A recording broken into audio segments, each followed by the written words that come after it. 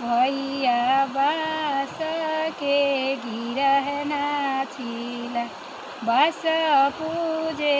चलली बेटी हो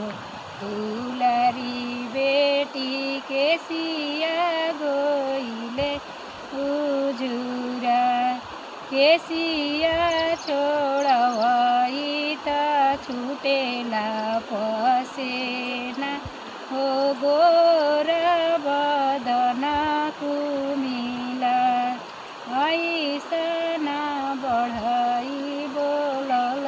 हो आपन चाचा